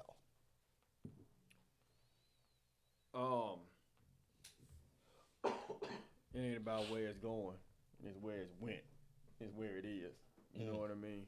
Man, and I'm not speaking for everybody. I'm speaking for what's being put out there. You know what I mean? That's what matters when it comes to a lot of people is what they're seeing. Man, youth football has become, in my opinion, a multi-million-dollar business, man. Indeed. If you look at everything that's going around or what's going on in it, man, from everybody doing some type of event now, from everybody, you know what I mean, starting their organizations. And like I said, man, I'm not a hypocrite. I'm starting an organization. Right. From from the gambling and the betting and all the crazy stuff that go on, you know what I mean, with you. Man, it's nothing but a money scheme, man. We've taken away what it's really supposed to be about. Like, we've taken that away. And it's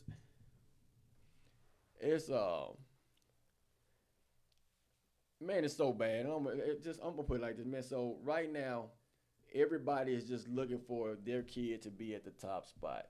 Right. You see what I'm saying? And why? Because social media and the money that come in and stuff like that. Man, it's not about developing any of these kids. It's about everybody being able to put on a show now. That's what youth football is all about. Who can put on the best show? Look, man, I'm gonna tell you right now. Like I said, I'm not a hypocrite on that. People say, you know, Marika, you helped start this mess. Fred, you helped start this mess. Well, you know what? Like I said in my post on Facebook, man, y'all are right to a certain point, you know, but you're also wrong because what you saw was what they wanted you to see. You see what I mean? They showed you all the BS, all the crazy stuff. It's a lot of things we could have done different, man. But the thing that gets me more now than anything is when, and this is kind of getting off of what youth football is, but it's kind of where the coaches are at. Man, I still get messages all the time. I get emails all the time. Hey, coach, man, you inspired me, bro. You inspired me to become a youth football coach. Right. That's what it's about. And you know what? Yo, you know, you're right. That's what it's about. But let me tell you how I take that. So me being on a TV show cussing the kids like crazy inspired you to become a coach. So that's what I'm saying. So you know, so man, I feel like I may have been the wrong inspiration for you, bro. You know what I'm saying? I hope you're not doing that. But that wasn't the only thing that we saw on But that that show. was the gist. That was the most of the things shown, and I feel like that's what so many people I can't even use that word respect. I think that's what so many people are referring to when you say, because they're doing the same thing. You look, man, it's almost like they think that's what's cool to do to build your program. Right. And that's just not it, man. We need to go back to the old school way of doing things, man. You know what I mean? Go back to from you're only as good as your worst player on the team. Right. Let's try to get every player right. Let's go back and make this thing what it's really supposed to be. Just like I put in my post, man. Let's give it back to the kids and take it away from ourselves. Right. You know what I'm saying? We doing way too much out here right now, man. Year-round football. Think about it. Football don't stop. Youth football don't stop. They don't. College, they stop. Right. NFL, They stop. it stops. Man, High school. High school stops. Middle school stops. Youth football goes year-round now. Tearing up these kids' bodies. Killing them. Mm-hmm. Then, you know, I remember because, like I said, man, you know, Fred, I've been guilty of it, man. I'm glad now that I'm able to, you know, do things different and know to do things different. But talk about spring football. Let's go into this. So you have a fall season. Then you automatically, a lot of organizations want to do spring football, okay? Right. So what you put out to the parents is spring football is a time to develop these kids to get ready for fall. We want to take kids out here and develop them and get them ready for fall. I'm telling y'all right now, that's bullshit. Right. Spring football is used as a recruiting tool to get kids in and to get more money into your organization going into the fall. There's no way, man. Okay, so let's put it like this. You got some teams now that have a kid that ran 48 touchdowns in the damn season as a 9U. And like, you know what, man? He needs to play 10U in the spring, man. We need to get him right for 10. We need to develop him. Right. He don't need no development. You see what I mean? You just want to get him out there and use him to get more kids and more kids to build your program. And, you know, I'm not knocking nobody for that. But what I'm saying is quit lying saying you're using it for this when you're not doing it. Right. The truth be told, man, I know a lot of people been hate that I say this, but like, well, maybe not, because like you said, it's only my opinion, so it don't matter. But I think, man, you need to do away with spring football. The 7-on-7 stuff, I think that's cool. It's non-contact. You know what I'm saying? You go out, develop your kids that way, because that is development. That's development. Right. You know what I mean? Because, I mean, you're developing your skill guys. 7-on-7 is good. I think spring tackle football should be done away with, man. Do you think that taking away spring football will, I guess, be more meaningful when it comes to the fall? Like how will that impact, I guess, the recruiting, and how does that impact how other coaches, you know, see as just the development of the kids, since that's their development time? How does that work? I mean, I don't know how it will work on that end, but I will say this: the word recruiting, I think that's something that we need to stop too. You know what I mean? I think that's something that just needs to be stopped. Man, like I said, man, we recruit harder than fucking Nick Saban. Right. That's something that we need to stop, man. We need to stop. Don't use that, man. Of course, you see kids out, give them flyers, whatever. But man, there's no reason for me to be calling every kid in your organization, or you doing it in mine, Right. trying to recruit them over. That's stupid. If they want to play with you, man, they can go play with you. Right. Let these people make their own decisions, man, of what they want to do. Man, yeah, I done had some calls with people as of days and weeks, But at the end of the day, man, I'm going to let everybody make their own decision, man. I'm not going to beg you or promise you or do anything to get you over to come play with me, man. You know what I'm Right. saying? I'm going to let you make your own decision on that. If from what you've seen of me as a coach is not enough to get you to come over to play for me, then I'm not the one for you. Right. You know what I'm saying? So, man, the spring football thing, it just need to be done away with because we need to do everything we can. It goes back into our first topic. We need to do everything we can to protect these kids' bodies Right. and keep them out of situations of getting hurt. The more football you play, the more you put yourself at risk. Right. Man, once again, this is a tough topic for me. Just real quick, man. Shout out to Sam and Greg, man, for your input, man. You guys are exactly right in everything that you guys have stated. Blaze, I'll definitely make sure that I get your friend request in so you can tap in live with us, man, on the next episode. Here's my take, man. Maurice, youth football is 100% about money now. 100%, right? And if it wasn't,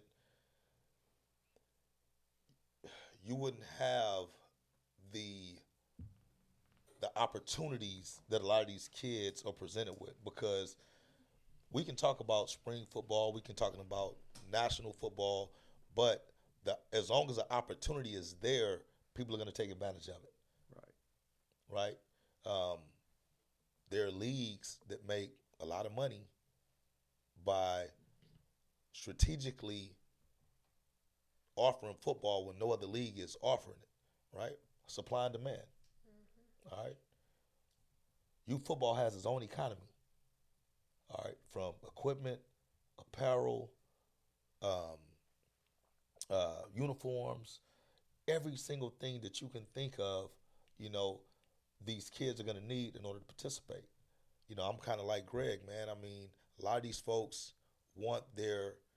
should want their kids to be multifaceted. All right, put the football down, pick up a basketball from time to time. Put the basketball down, put on a pair of track spikes, man. Get on the track, run around. Pick up a baseball bat. Do a few other things. And I'm telling you, I haven't always felt this way because I'm a diehard football fanatic. Right. So if I ain't playing, I want to be coaching. Right. All right. If I ain't coaching or playing, I want to be watching it. Mm-hmm. So I want to be engulfed in this stuff, man. But me having a 9-year-old son changed that. The way that I coached with my 26-year-old son versus the way I coach my 9-year-old son is completely different. Yeah. You know what I'm saying? Because, you think as you get older, you will get wiser. The issue, in my opinion, that we have today is this. The coaches nowadays, and I'm probably gonna take a lot of flack for this, but I'm gonna stand on it, right? And if they don't agree with me, that's on them. That's on them. All right.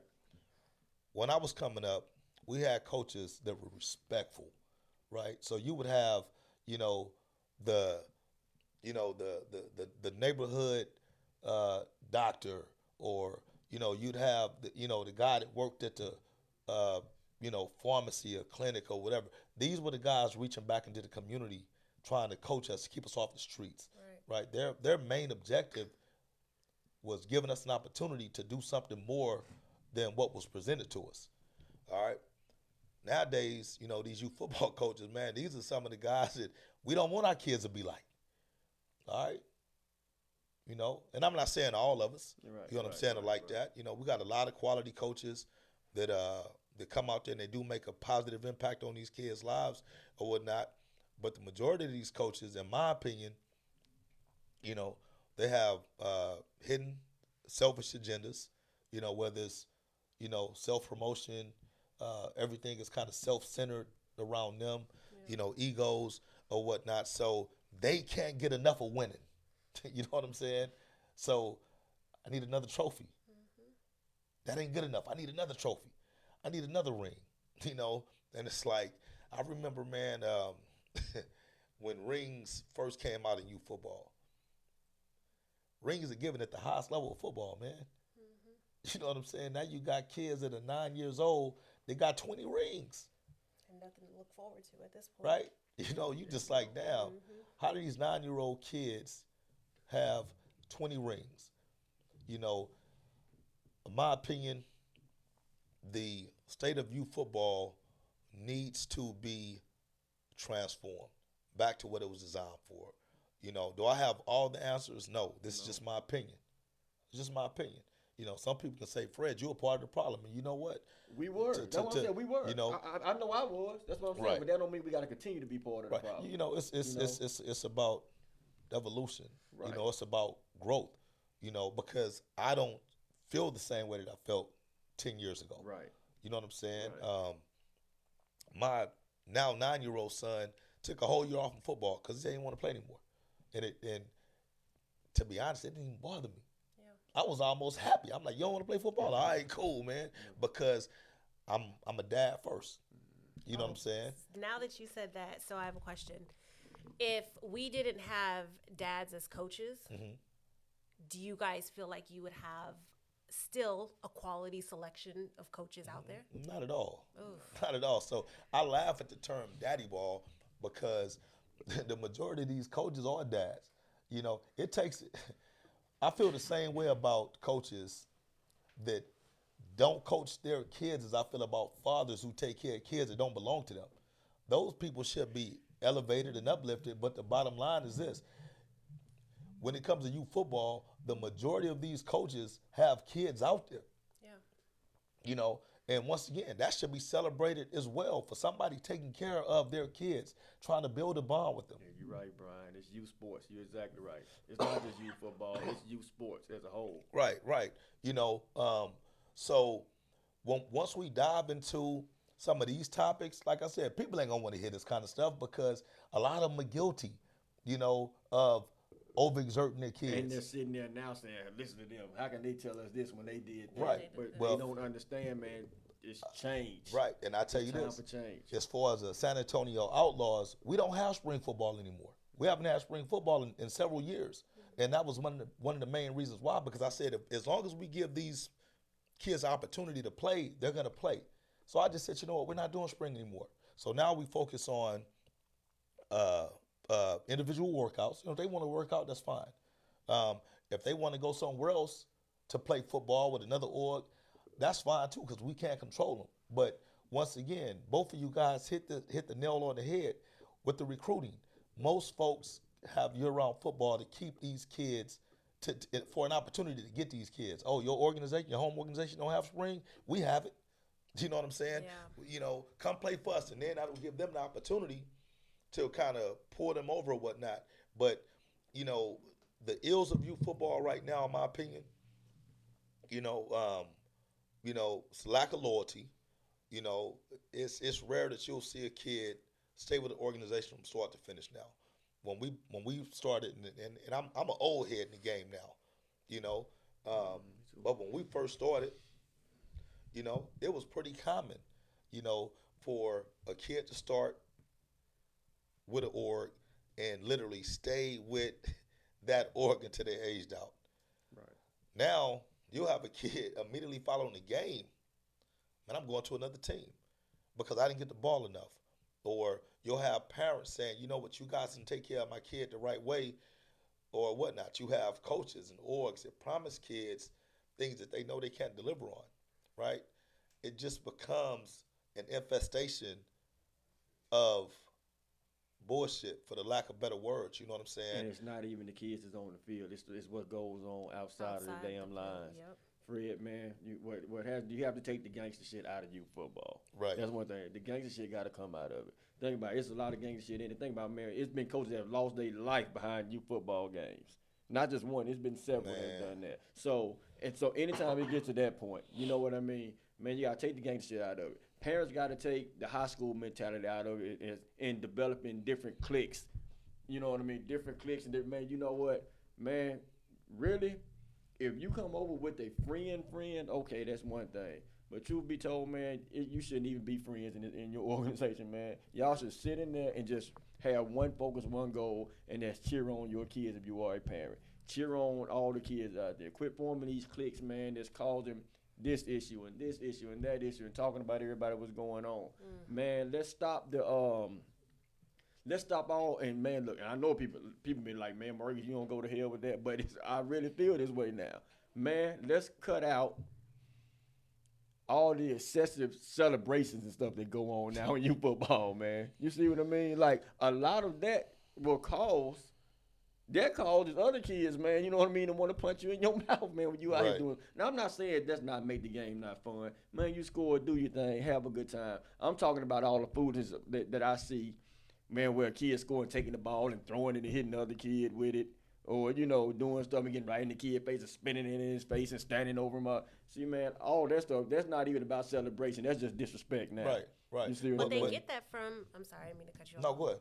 I was going to say, they're getting this from the NFL players, you know, because that's something. Well, let me say this.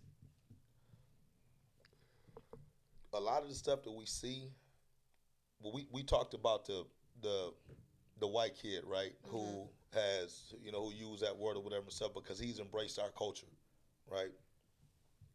I feel like in youth football embraces, nowadays they embrace the negative stereotypical behavior of what they see most. And that's a lot of the stuff, you know, with the rap and whatnot, right? So the disrespect is a part of the culture now. You know what I'm saying? Like, everything when I was coming up used to be based on respect. Right. Hey, man, I'm sorry. I didn't mean to bump into you. Nah, man, you better watch out. Right. You know what I'm saying? Or whatever stuff. You get on the football field, all right? You get a good hit. Man, it's cool to celebrate. I ain't got no problem with that. But the disrespect has come to an all-time high. You got coaches fighting each other before the game, fighting each other after the game, man. Like, once again, this becomes very emotional to me because – you know, there was a coach that lost his life on the football field, man. Right. Yeah. You know, the last thing that I'm thinking about when I'm coaching a youth football game, man, is somebody going to kill me. Right. You know what I'm saying? Because we won a football game or because we lost a football game. You know? So when you add all of this stuff into the mix, it's a recipe for disaster. You know what I'm saying? You got the violence. You got gambling. You got parents and coaches openly using drugs at the field. You know what I'm saying? You got reckless behavior. And it seems like because of the money involved, nobody checks these situations. Right? Nobody checks these situations because because of the egos that the coaches have. They don't want to lose little Johnny. You know, little Johnny, dad is an asshole. He causes problems wherever he goes. Little Johnny's mama is constantly stirring the pot or whatever and stuff, but because of Johnny, his ran those 48 touchdowns, they make that behavior acceptable. Yeah. You know what I'm saying? Had said and everybody else has to deal with that.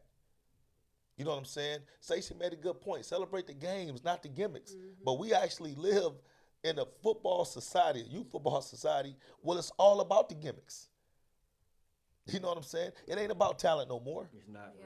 It ain't about talent no more. Anybody, you know, and I'm sitting up here doing this podcast, right? I'm telling y'all right now, I'm probably the most technologically non-advanced person in this room. I don't know how to do none of this stuff. We know. But what I've right? We know. But what I've learned is this. With a phone and some video, you can make something look spectacular in a heartbeat. So when I'm looking at all these videos of these kids, and I'm like, man, it ain't no, what little Johnny did what? You know, because these parents want their kids to look way better than what they are. You know what I'm saying? So to me, you know, just going back to what we discussed initially with the state of youth football, I think it does need an overhaul. You know, and it's going to start with people like myself, people like you two speaking on this because we're in a minority right now.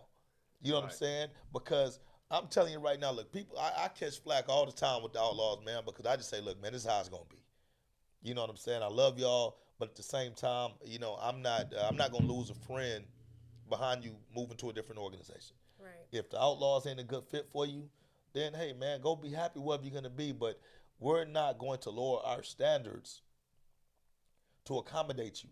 Right. You know what I'm saying? And we're not immune, man. We have our fair share of nonsense or whatnot. But to me, the difference is, are you trying to correct that?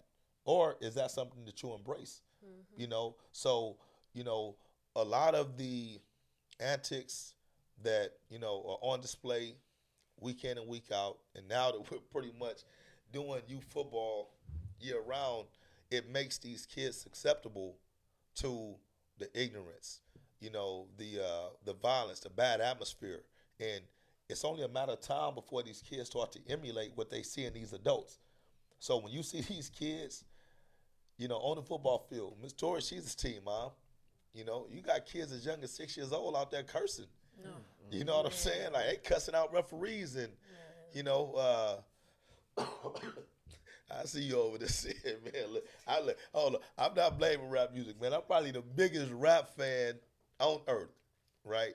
But I just know the difference between reality and what's in the music. You know what I'm saying? A lot of these kids don't.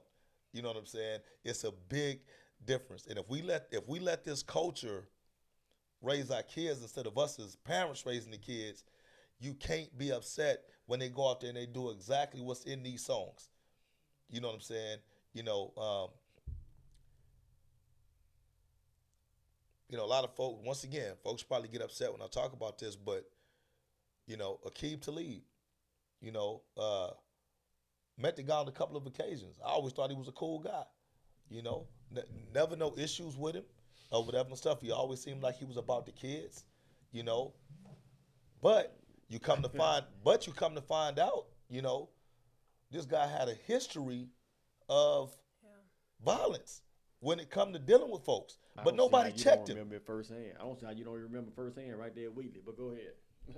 Yes, I don't. Once again, I don't remember it. You know what I'm saying? But when you let these type of behaviors go unchecked, they escalate. They escalate. Nobody's checking these folks. You know what I'm saying? Man, when I walk out to the parking lot after the game and all I smell is weed, I'm like, damn, y'all couldn't have sparked that up in y'all car? Y'all couldn't have pulled off? And I get it, man. Once again, I'm the old head now. You know what I'm saying? People laugh at me all the time because I'm the one saying, hey, man, put that out, man. Bro, you can't do that out here. Oh, man, you tripping or whatever and stuff. But that's what we've gotten, as a society. You know what I'm saying? So, like, how do we fix that? Once again, my opinion, having the conversations about it, having the tough conversations about it. Start pointing people out when they're doing, the wrong thing. Some folks will openly embrace the negativity as long as it produces dollars. You know what I'm saying? So that's just my take on it, man. And now it's gotten to a point where a lot of, people who, like you guys were saying, with the betting and the gambling are funding a lot of these youth organizations. And so now they, the coaches and the owners are feeling obligated to those people. So. Look, I don't want to hog the mic, but I am going to say this about the gambling. If you're a youth football coach and you openly embrace gambling when it comes to a youth sport, you're a sucker. Yeah. And I really want to use much stronger language than that, but just for the sake of being professional, I'm telling you, you're a sucker, man. And I would tell that to you, to your face, if you openly embrace gambling when it comes to youth sports. I've heard of people gambling up to $20,000 on the game. Yep. So I'm telling you right now, in the world that I grew up in, man, it don't take $20,000 to get people hurt seriously. So if you got $20,000 on a youth football game, man, it ain't no telling what these people would do to win that money. So you're putting the kids in jeopardy. Yeah. All right? Hey, man, number 3, He the best running back. Man, go hurt him. Do whatever it take to get him out the game. And you got coaches that embrace that. You got coaches that invite these same folks to gamble to these on these games to the games. Hey man, sponsor my team. We need some new uniforms. Yep. You know what I'm saying? So as long as they're contributing to your financial back pocket, you allow them to infiltrate and destroy the very fabric that we're supposed to be out there trying to protect. And that's these kids. You know what I'm saying? So once again, man, if you embody that philosophy with the gambling and stuff like that, I'm telling you, man, you weak, man. You know what I'm saying? Find another way to make your money. Man, go gamble on some NFL games or something. Right. Take your ass to Vegas, bet on the sports line or whatever and stuff, man. But if you at these events and you gambling on these kids, man, you weak. No amount of money should be sufficient, you know what I'm saying, when it comes to putting a child's safety in jeopardy. Yeah. Yep. Yeah, I mean, man, I have so much I can say, but I know this is not going to be the only time we talk about youth football. That's pretty much our platform. So right. I want to save some of it for some of our future shows, but I will end it with this. Man, we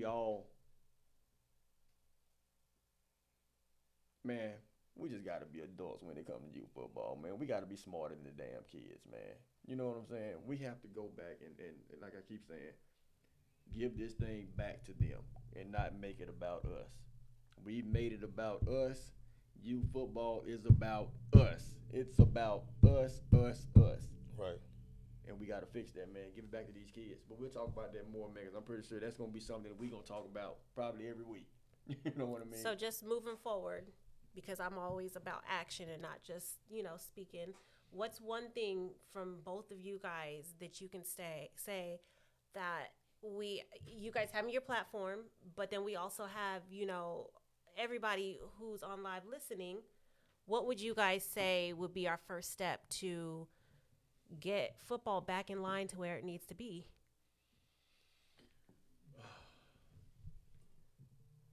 Well, I think the first step is just us changing how we do things.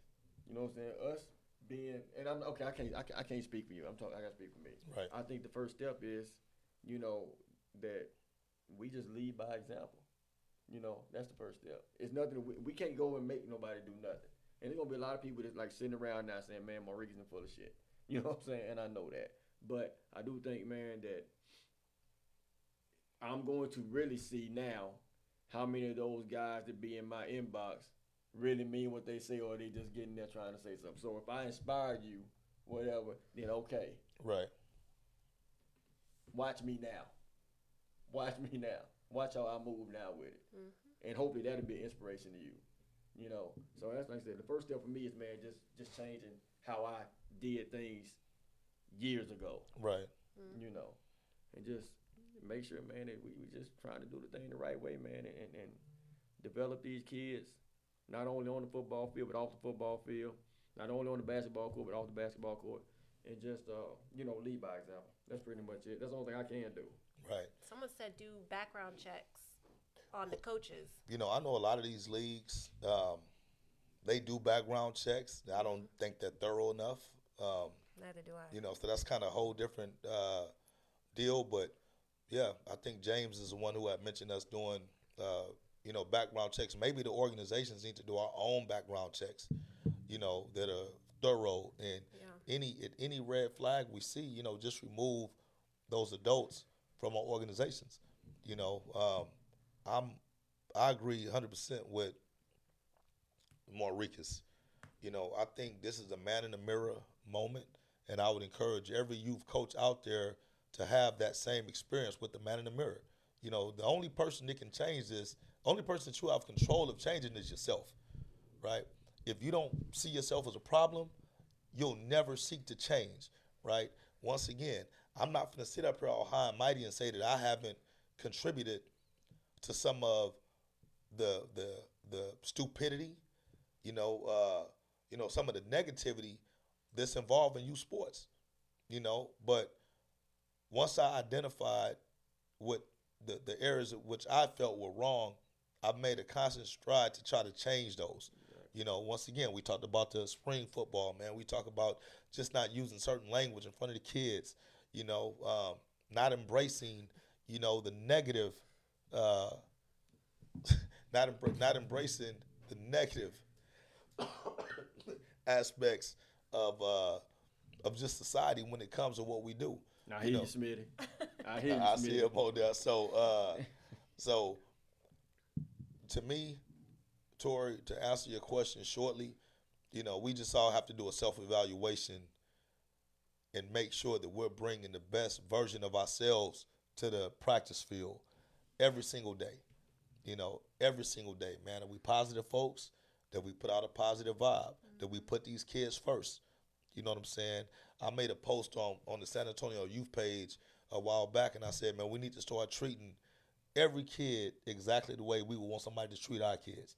And I think if we did that, then we could eliminate, you know, a lot of these problems or whatnot. But, you know, that's my take on it, man. So, you know, I think we've covered a lot today, right? So we went from a kind of more joking nature to a more of a serious tone or whatnot, and we really appreciate everyone who tapped in with us and enjoyed the show, man. Hopefully, we're delivering, you know, the type of messages to you guys that you guys can really embrace, right? Yeah. And we want, just like I said, we want the show to be successful, and we need you guys to help us make the show successful. All right. So once again, subscribe to our YouTube page. We're getting that going. You know, forgive us for not having everything exactly where it needs to be at, but we said we didn't want to delay anymore, right? We want to get out here and just jump into it with both feet. You know, so, you know, just help us out, man. Like I said, we're very appreciative of everyone who shared the page, who shared the live or whatnot, and we're going to make the show even better next week. Yeah. You know, I think, as Ms. Tori mentioned, if you got topics of conversation that you feel are important, man, put those in the messages right now. You know what I'm saying? That way we can possibly discuss these things next week. Got a lot of good stuff that we want to share with you guys. And once again, you know, we need your support. So we appreciate you guys. I'll turn it over to Ms. Tori and Maricas. They can have the closing comments. But from Coach Fred to you guys, man, much love, respect, and I appreciate everybody who's supporting us. Yeah, I just, man, this was our first show. You know what I mean? I think we did pretty good for our first one. But like Fred said, it's only going to get better. So we want everybody, you know what I'm saying, like, subscribe, tune in.